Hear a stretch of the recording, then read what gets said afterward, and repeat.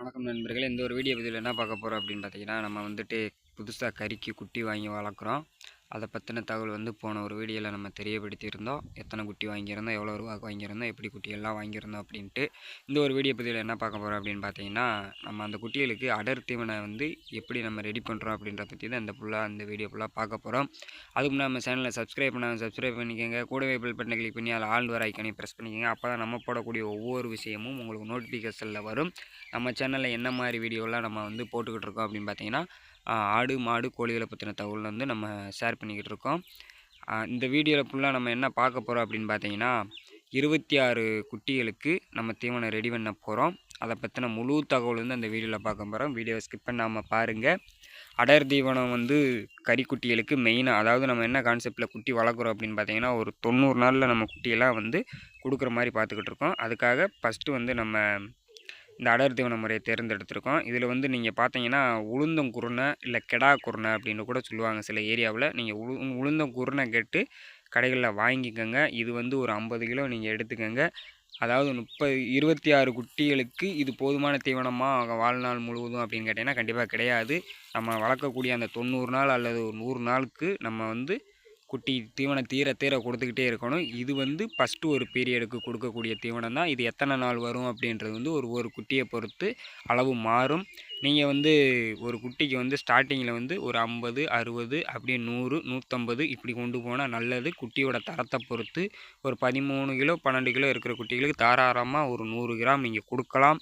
குட்டி விற்பனை செய்யும் பொழுது வந்துட்டு ஒரு 1/2 கிலோ வந்து ஒரு குட்டி ஒரு நேரத்துக்கு சாப்பிட்லாம், தப்பு இல்லை. ஆனால் நீங்கள் கவனமாக பார்த்துக்கிடணும். இப்போ இந்த வீடியோவில் வந்து நீங்கள் பார்த்துக்கிட்டு இருக்குது என்னென்ன தீவனம் கொடுக்குறோம், என்னென்னது இதில் கலக்கிறோம் அப்படின்றத பற்றி தான் பார்த்துக்கிட்டு இருக்கீங்க. அது வந்து என்னென்ன ரேஷியோவில் நம்ம கொடுக்குறோம் அப்படின்றத நீங்கள் கடைசி வரைக்கும் பாருங்கள். இப்போ பார்த்தீங்கன்னா நீங்கள் வந்துட்டு இந்த வீடியோவில் வந்து உளுந்தங்குருணை பார்க்குறீங்க, அதுக்கப்புறம் துவரங்குருணை, மக்காச்சோளத்தை இந்த மாதிரி நீங்கள் மில்லில் கொடுத்து அரைச்சிக்கோங்க. அதுக்கப்புறம் குச்சி புண்ணாக்கு, பருத்தி விதை, கூட கொஞ்சம் அரிசி நீங்கள் சேர்த்துக்கலாம். இப்போ வந்துட்டு நம்ம என்னென்ன வாங்கியிருக்கோம் அப்படின்னு பார்த்தீங்கன்னா, உளுந்தங்குருணை வந்து ஒரு 25 கிலோவும், துவரங்குருணை வந்து 25 கிலோவும், அந்த பெல்லட்டு குச்சி புண்ணாக்கு அப்படின்னு சொல்லுவாங்க, அது வந்து ஒரு 10லேருந்து 15 கிலோ நீங்கள் சேர்த்துக்கலாம். அதுக்கப்புறம் வந்துட்டு பருத்தி விதை வந்து ஒரு 10 கிலோ சேர்த்துக்கலாம். மக்காச்சோளம் வந்து நாங்கள் இதில் வந்து எவ்வளோ சேர்த்துருக்கோம் அப்படின்னு பார்த்தீங்கன்னா, ஒரு 15 கிலோ சேர்த்துருக்கோம். ஏன் இந்த அளவெல்லாம் கம்மி பண்ணி நம்ம சேர்த்துட்டு உளுந்தங்குருணையும் துவரங்குருணையும் அதிகப்படுத்தியிருக்கோம் அப்படின்னு பார்த்தீங்கன்னா, இது பருத்தி விதை வந்துட்டு கொஞ்சம் முழுசாக சாப்பிட்டு செரிக்கிறதுக்கு கொஞ்சம் கஷ்டப்படும். அதனால தான் பருத்தி விதையை கம்மி பண்ணியிருக்கோம்.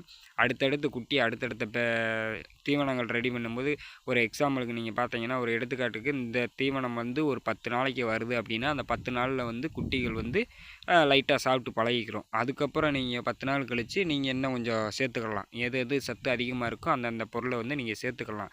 அதுக்கு முன்னாடி இது வந்துட்டு இந்த உளுந்தங்குருணையும் துவரங்குருணையும் கொஞ்சம் பொட்டும் குருணையுமா இருக்கிற மாதிரி வாங்கிக்கோங்க. அடுத்து போக போக வேணால் இப்போ இதில் 2, 3 குவாலிட்டி கொடுக்குறாங்க. ஃபஸ்ட்டு குவாலிட்டி வந்துட்டு ரொம்ப குருணையாகவே இருக்கும். அடுத்த குவாலிட்டி வந்துட்டு பார்த்தீங்கன்னா கொஞ்சம் பொட்டும் குருணையும் இருக்கும்.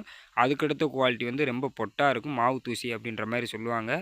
நீங்கள் வாங்கி இந்த மாதிரி ஒன்றா கொட்டி நீங்கள் கொஞ்சம் கொஞ்சமாக கலந்துக்கிறணும்.